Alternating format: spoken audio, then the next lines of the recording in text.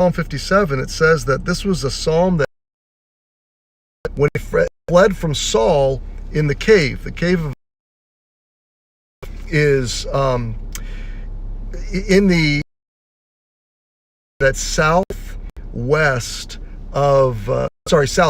of Jerusalem. If you go out of Jerusalem to the east, you descend out of the mountains into this barren, sandy, like New Mexico kind of environment. It's rocky, it's hilly, but it's just barren. It's sand and it's desert, really.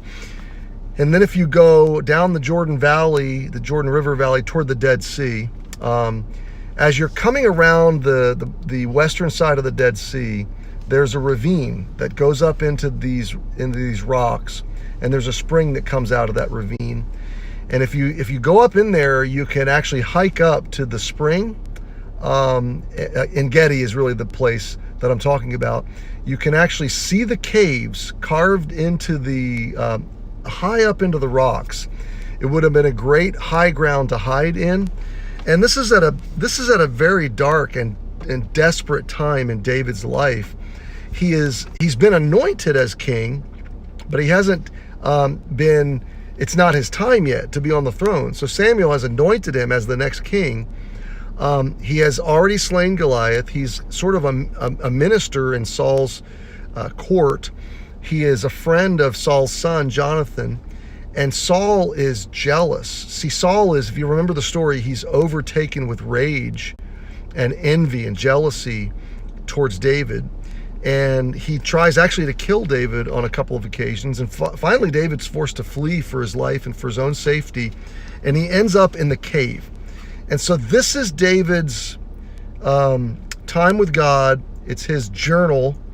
It is his resolve from the cave. Think of the darkness. No power, no running water, no internet, no Costco, no food supply necessarily, except for what he could live off of on the land. This is just David running for his life. And what a lonely, despairing, dark time this would have been. But in this cave, these are the words that he writes from the cave, okay? Maybe this word comes to you today and you feel like you're in a cave, emotionally, spiritually, psychologically. Maybe this season, this COVID season, is starting to get to you. Or maybe in a moment it just seems to be overwhelming to you. Well, you can identify with David's feelings, maybe not exactly his circumstances, but the hardness of the psychology and the spiritual and emotional nature of those circumstances. So David says, "Be merciful to me, O God.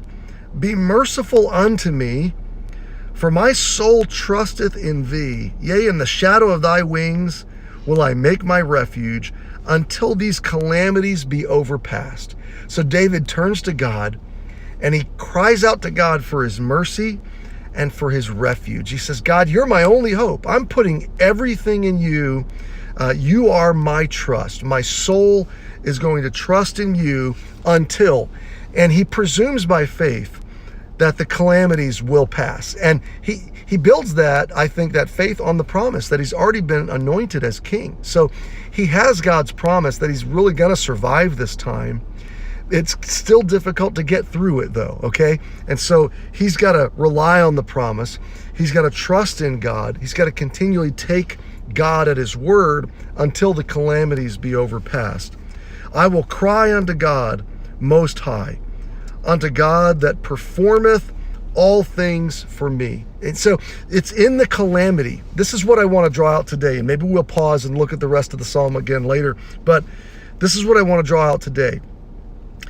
It's not until you've lost everything and you see God come through for you. It's not until you're in the calamity and you're forced to cast your total dependence on God that you then begin to experience the provision, the performance, to use his word. It's God that performs all things for me. Verse 3, David said, "He shall send from heaven and save me." What is he going to send? Whatever you need. In the moment that you need it, he is going to respond to your cry. He is going to be present with you. He is going to hear your cry, perform for you. And this is amazing. We're used to performing for God, right? As I'm in a season of life where I have to sit in this dark cave and I perform for me. That is so frustrating for me. As a pastor, as a leader, I feel the need to perform, like my A game, right? As a leader. And then there are times you can't do what you're used to doing, still performing. God is working, doing what only God can do, and he gets the credit. We cry out for his mercy. We cast ourselves into him, into his refuge and into his safety, waiting, and we cry to him knowing that he will still performing. So what is it that you need for you today? He'll send from heaven. You run to him, you rest in him, and you watch God perform in, through you, and around you. God will perform all things for you. So cry out to him. What do you need today? And I believe that if you cry out to him, this is what David did in the cave. You need to do in your cave. We'll pick it up there. It's Tuesday, so I'll see you Wednesday, and we'll pick up from David's psalm from the cave. I hope you'll think about these things today. Get out and walk in some of the sunshine and get some of that vitamin D today. And if there's any need that you have, please address pastor@ebcnewington.com. Also, enoughfortoday.church is the website where you can post prayer requests archived. Thanks for taking a few minutes to join me today and letting me speak into your Tuesday, and know that he is enough for all the things concerning you that need to be performed today. So